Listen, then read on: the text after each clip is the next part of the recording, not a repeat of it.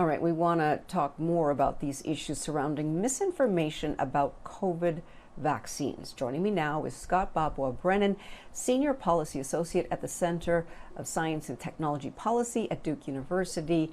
Welcome to BNC. Scott, can you start by telling us a little bit about your work there first? Sure. Well, thank you so much for having me. Sure. Well, the Center on Science and Technology Policy is a relatively new center at Duke, and it's all about sort of leveraging cutting edge research on key issues in science and technology policy to inform actionable and relevant policy insights. And so most of my work there has been about COVID misinformation and about political advertising or digital political advertising.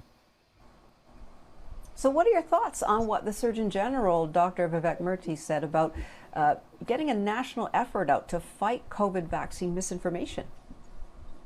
Yeah, no, it's great to hear, and it's really exciting. And I think the idea that approaching this problem takes, I think he says, a whole of society effort. I think is absolutely the right sort of tact. I think what we need to realize, right, is that there's not a single problem of COVID misinformation. There's a whole host of different problems, and as a result, right, there's no singular solution to it. Right, it requires platforms making changes. It requires government action. It requires action by individuals as well. And so it's really exciting to sort of see this coming from the Surgeon General. But is it too late, though? I mean, COVID's been, with us for well over a year. There's already so much misinformation out there. I mean, where do you even begin with this? Yeah, no, that's a great point. I mean, I guess I'll say, like, what choice do we have, right? We can't just sort of throw our hands up and give up, right? But and I certainly don't think it's too late out there. I think the problem actually is constantly sort of evolving, and the problems that we're facing about COVID misinformation, especially around the vaccine, look really different than they looked at the beginning of the year. And there's really always sort of things that we can do to sort of help give people better resources about the good information about the vaccine. But there's also things that the platforms can do to help again, promote good content, to not promote problematic and harmful content as well. So no, I certainly don't believe that we've passed the point of no return. That I still think that there's some good that we can do here.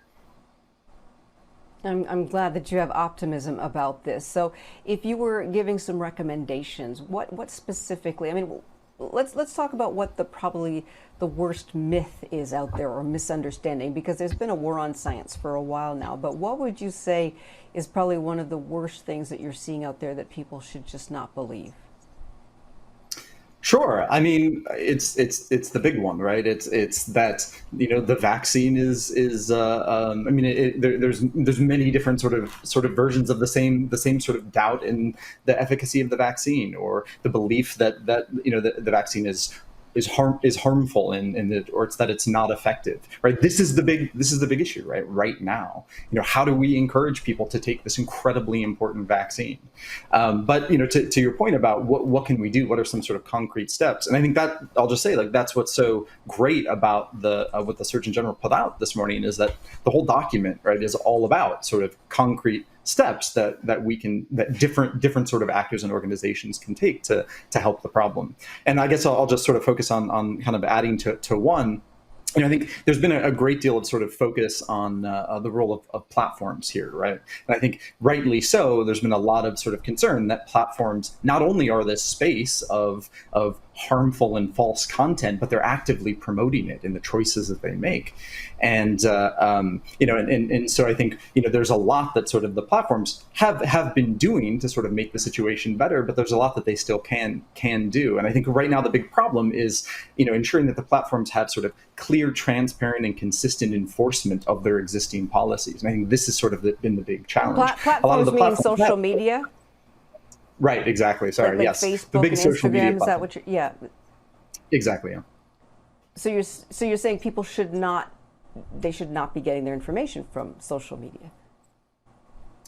I mean, I don't think it's necessarily a problem, right, to get information from social media. A lot of good information can be shared. A lot of good news is shared. And in fact, the platforms have been doing a lot to sort of try and promote better content. But you're absolutely right. Like, also a lot of like very bad information is also shared on platforms. And it right. And that certainly is a problem. I think the key point there is not to put only the sort of burden on individuals to say, like, you need to get better information. That's certainly very important, but we have to look at sort of the underlying organizations, right? The social media platforms and how they're serving up different content to their users. Is there a website that you can direct us to where we know it has good, credible information?